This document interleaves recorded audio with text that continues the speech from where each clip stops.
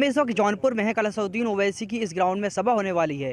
पहली बार AIMIM ने अपनी टॉप लीडरशिप को यहाँ पर उतारा है और सांसद इम्तियाज़ जलील और AIMIM के महाराष्ट्र के बड़े नेता यहाँ पे पहुँचेंगे। मेरे साथ AIMIM के कार्यकर्ता हैं, इनसे जानने की कोशिश करेंगे कि किस तरह की तैयारियाँ हैं यहाँ पे और जौनपुर में AIMIM कितना मजबूती से चुनाव लड़ेगी। क्या नाम हुआ आपका? मोहम्मद अतीक उर्फ भोनू। और MIM की रैली हो रही है यहाँ पर इंशाल्लाह। असदुद्दीन ओवैसी साहब आ रहे हैं और हम लोग तहे दिल से उनका स्वागत करेंगे और पूरी ताकत के साथ चुनाव लड़ेंगे इंशाल्लाह 100 सीटों पे और 100 सीट जीतने की कोशिश करेंगे। किस तरह की यहाँ पे तैयारियाँ हैं? तैयारियाँ यहाँ पे रैली है, जनसभा होगी इंशाल्लाह। जनसभा में काफ़ी लोग आएंगे इंशाल्लाह, लाखों की तादाद में लोग आएंगे इंशाल्लाह। यहाँ से पूरे हिंदुस्तान में मैसेज जाएगा, पूरे उत्तर प्रदेश में जाएगा। जौनपुर की रैली खास मानी जा रही है। यहाँ पे जो है AIMIM के जो दूसरे सांसद इम्तियाज़ जलील भी आने वाले हैं, तो क्या कहेंगे आप? चूँकि देखिए 2022 का चुनाव करीब है और आज हिंदुस्तान की राजनीति में एक उभरता हुआ सितारा जिसको कह सकते हैं आप, वो बैरिस्टर असदुद्दीन ओवैसी है, जो दलित, पिछड़ों और मुसलमानों की बात करते हैं। बाकी 70 सालों में तमाम सेकुलर जमातों ने हमारा वोट लिया है, हमारे वोटों का इस्तेमाल किया है और हमारे साथ धोखा हुआ है। किस तरह का धोखा हुआ है? जैसा कि आप देख रहे हैं, आज मुसलमान सरकारी नौकरियों में पिछड़ा हुआ है और तालीम में पिछड़ा हुआ है, तो उसकी कहीं ना कहीं सियासी वजूद की वजह से ये पिछड़ा हुआ है। आपने कहा कि तालीम में पिछड़ा हुआ है, तो सरकार जब कोई भी स्कीम लेके आती है वो तो सबके लिए लेके आती है ना? नहीं, जैसे कि पिछले सरकार जो रही है समाजवादी पार्टी की, उन्होंने कहा था कि हम मुसलमानों के लिए मुस्लिम जो एरिया होंगे उसमें हम मुस्लिम गर्ल्स कॉलेज और कॉलेजेस खोलेंगे। लेकिन कहीं आप देखें, कहीं भी मुस्लिम एरिया देख लीजिए आप, एक भी अगर कॉलेज हो तो बता दीजिए। लैपटॉप तो मिले? लैपटॉप तो सबको मिले, ऐसा नहीं है किसी मुसलमानों को मिले। अगर 10,000 मिल रहे हैं तो उसमें 2, 4, 10, 20 अगर मिल जा रहे हैं मुसलमानों के, तो जो उस लायक है तो उसको मिला। जौनपुर में किस तरह का माहौल है? जौनपुर में अल्हम्दुलिल्लाह बहुत अच्छा माहौल है। पिछला चुनाव भी हमने लड़ा था, अतीक भाई भी हमारे प्रत्याशी रहे हैं और अच्छा वोट पाया था और हम यहाँ से लगभग 2-3 सीटें जीत कर भी आए थे और इंशाल्लाह इस बार विधानसभा में भी यहाँ से हम जीत करके जाएंगे। यहाँ पे पहले ही मुस्लिम लीडरशिप है, उसके बावजूद आपको जो है क्यों आना पड़ा? मजबूत मुस्लिम लीडरशिप यहाँ पे नहीं है, नाम की कोई लीडरशिप। जैसे कि अभी एक घूम रहे हैं समाजवादी पार्टी में जो मुस्लिम लीडर अपने आप को बता रहे हैं, कल हमारे ज़िले में भी गए थे। उन्होंने कहा कि हम असदुद्दीन ओवैसी से किसी हाल में हम गठबंधन नहीं कर सकते, उनके पास जनाधार नहीं है। समाजवादी के पास जनाधार है, किसी से उसको गठबंधन करने की जरूरत नहीं है। और आप देखेंगे कल ही वो RLD के पास जा करके गठबंधन करते हैं और 36 सीटों पे उनकी बात बनती है।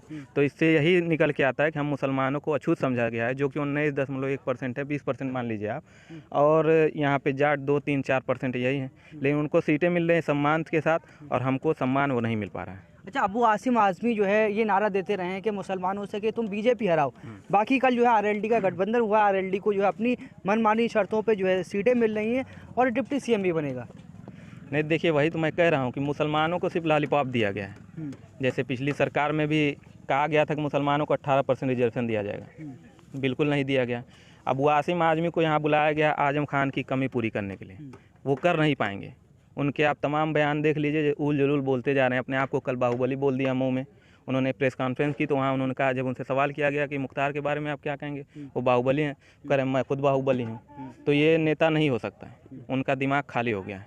बस यही मैं उनके बारे में। जहाँ ये पूर्वांचल के अबू आसिम आज़मी हैं, मैं समाजवादी पार्टी से रिलेटेड सवाल कर लूँगा कि आप जो है समाजवादी में किसे बड़ा नेता मानते हैं, आजम खान या अबू आसिम आज़मी? नहीं, आजम खान यकीनन मुस्लिम लीडर में थे समाजवादी पार्टी में, लेकिन उन्होंने पूरी ज़िंदगी समाजवादी पार्टी के लिए वक्फ कर दी। लेकिन जब आजम खान पे केस हुआ और उनके ऊपर तशद्दुद हो रहे हैं, लेकिन उनके बारे में एक लफ्ज़ भी समाजवादी पार्टी का न कोई कार्यकर्ता बोल रहा है, न उनके राष्ट्रीय अध्यक्ष बोल रहे हैं। कोई भी रोड पे एक प्रोटेस्ट तक नहीं हुआ उनके लिए और आज भी वो जेल में है। राजभर जो है आपके साथ में थे और अब तो वो चले गए छोड़ के। नहीं, उसके बारे में हमारे सदर ने बोल दिया है। सबकी अपनी अपनी मर्जी है, अपनी अपनी पार्टी है, जो जहां आना चाहे जाना चाहे वो जा सकता है। इस बारे में हमारे सदर साहब ने जो कह दिया है बस बात करना। मगर आपके साथ कोई गठबंधन करने को तैयार नहीं है, जो साथ में वो भी भाग रहे हैं। गठबंधन करने के लिए तैयार नहीं है, सही आप कह रहे हैं। वजह यह है कि 70 सालों में हमसे सिर्फ वोट लिया गया। 70 सालों में सिर्फ हमको BJP डराव के नाम पर कि BJP को वोट, हमको वोट दो नहीं तो BJP जीत जाएगी, BJP हराव के नारे पे हमसे वोट लिया गया है और आज भी वही किया जा रहा है। लेकिन आज का मुसलमान, आज का युवा और आज का दलित ये समझ गया है कि अब हमारे साथ लीडरशिप है और मजबूत लीडरशिप है। इंशाल्लाह हम असदुद्दीन ओवैसी के साथ कंधे से कंधा मिला करके चलेंगे।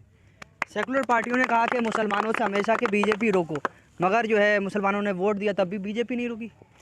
अरे हमने तो 2014 में सपा, हमने पूरा झोली भर के सपा बसपा कोट दिया। फिर हमने 2017 में ये कांग्रेस और सपा साथ में लड़ी मिलकर, हमने झोली भर के वोट दिया।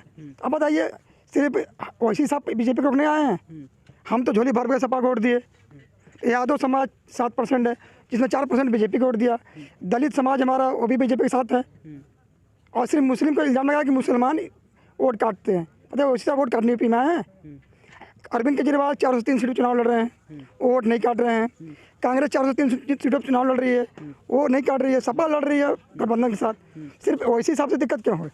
इनको दिक्कत मुस्लिम से नहीं है, सिर्फ दिक्कत इनको मुस्लिम लीडरशिप से है।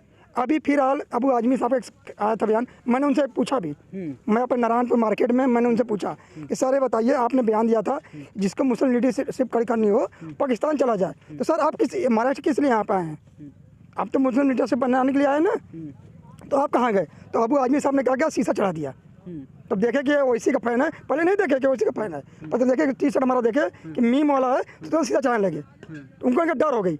हमको सर बात बताइए, जवाब सवाल मैं पूछ रहा हूँ, तो उन्होंने सवाल जवाब नहीं दिया, चढ़ के भागने लगे। तो आज उनके अंदर डर पड़ी है, चाहे अखिलेश यादव हों, चाहे मायावती जी हों, सिर्फ हर मसले पे हमारा एजेंट बोलते, कहते हैं ना एजेंट है। कोई मसला मोहब्बत हो एजेंट बोले, त्रिपुरा मसला भी हुआ एजेंट बोले। तो अब सिर्फ हमारे यहाँ वोट लेने के लिए आए हैं, चाहे अखिलेश जी हों, चाहे राहुल जी हों, चाहे मायावती जी हों, चाहे तेजस्वी यादव हों, चाहे अरविंद केजरीवाल हों, सिर्फ ये लोग सिर्फ हमें इस्तेमाल किए हैं। पिछले 77 सालों में हम लोग को इस्तेमाल किया गया है कि बस वोट दो मुस्लिम और गुलाम बने रहो, दरी बिछाते रहो। अबू आसिम आज़मी तो कहते हैं कि अखिलेश यादव से अच्छा कोई नेता बता दे या उनकी कोई जो है भेदभाव वाली चीज़ बता दे तो मैं राजनीति छोड़ दूंगा। सर अभी उन्होंने 2012 चुनाव में बड़ा मुस्लिम आरक्षण के लिए 18% क्या दिए उन्होंने? मुसलमान को नौकरी देंगे, आरक्षण देंगे, कुछ नहीं हुआ। सिर्फ एक जुमलाबाजी है मुसलमानों के, एक तरह के बीजेपी का डर दिखाओ, मुस्लिम को वोट हासिल करो। आज इसलिए गठबंधन हमको नहीं किया जा रहा है कि जान रहे हैं कि तो हमारा गुलाम है, मानसिक गुलाम हो गया है।